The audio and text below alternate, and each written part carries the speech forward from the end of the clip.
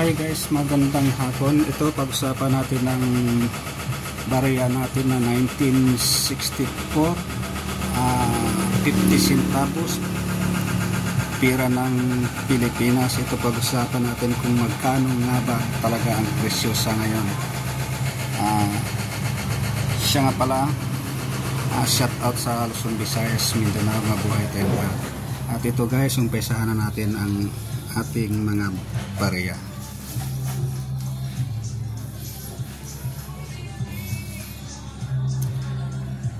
Ito guys, 50 centavos 1958.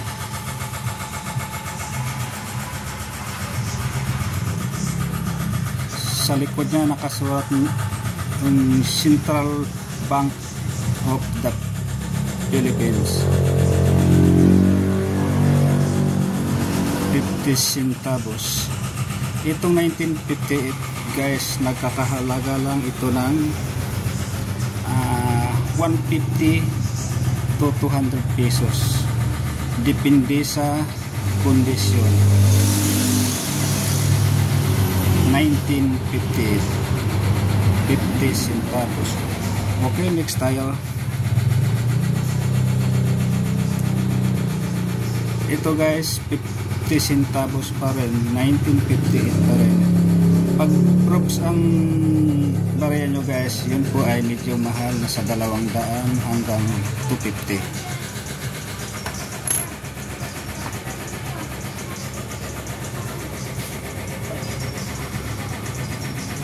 Ito guys, 50 centavos pa rin, 1958.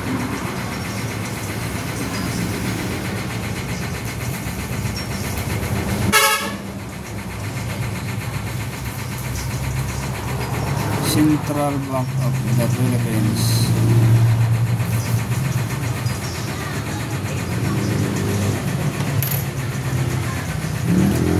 Dito naman tayo sa 1964.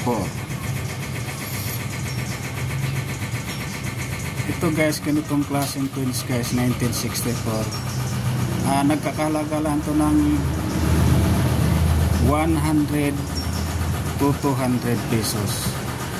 Depende sa kondisyon.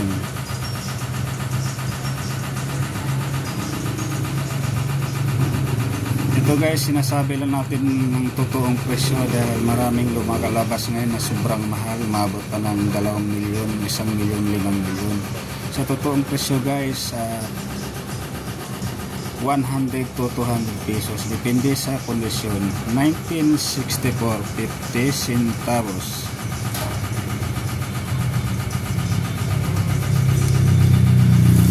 Central Bank of the Philippines.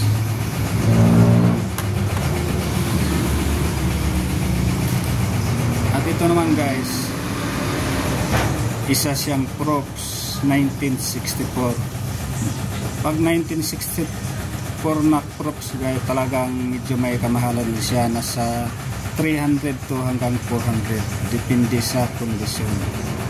1964 Central Bank of the Philippines.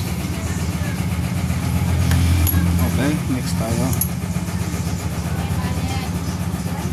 Ito guys, 1964 pa rin. Ang presyo para nito guys is 300 hanggang 350. Basta mga ganitong props. Okay, next tayo. Ito guys, 1964. Mga ganitong hindi props guys, nagkakalaga lang ito ng 70 to 100. Depende sa kondisyon at depende rin sa customer. Ganitong klaseng 50 centavos 1964, nakakalaga lang ng 70 to 100 pesos. Depende sa kondisyon. Nakasulat niya sa likod guys is Central Bank of the Philippines. Okay, next tayo. Dito na tayo sa error coins. Ito guys, error coins. Mga ganitong error guys, talagang ito ang may kamahalan talaga. Alam niyo guys, ganitong klaseng coils na error guys, maabot ng 1.5 pataas, depende sa kondisyon. Basta error ang hawak mo, hindi tulad ng iba na kahit ordinary lang maabot pa ng milyon-milyon. Ito guys, error siya, nagkakalaga lang ito ng 1.5 pataas, depende sa kondisyon. Nakikita nyo guys yung 1964, nawala na yung 64, ang naiwan niya is 19 lang, wala na yung 64, 50 centavos. Pag ganitong klaseng coins guys, talagang hindi ko tinatanggihan. Pag error, talagang pinakamababa dito guys, 1,000 pataas ng pataas ng pataas. Ayun ang mga presyo pagka yung error ang coins mo, talagang yun po ay may value. Pero pagka walang error, perfect siyang pagkagawa, yun po ay isang common, yun ay mababa ang presyo.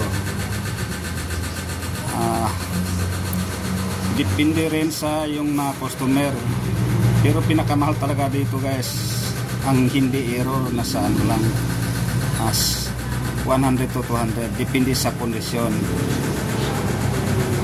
Pero pag proofs naman, yun maabot ng 300, 400. Pero pag ganitong error guys, 50 centavos na error, nawala yung 1964, pero nawala yung 64. Ito nagkakalaga ng 1.5 pataas, depende sa kondisyon.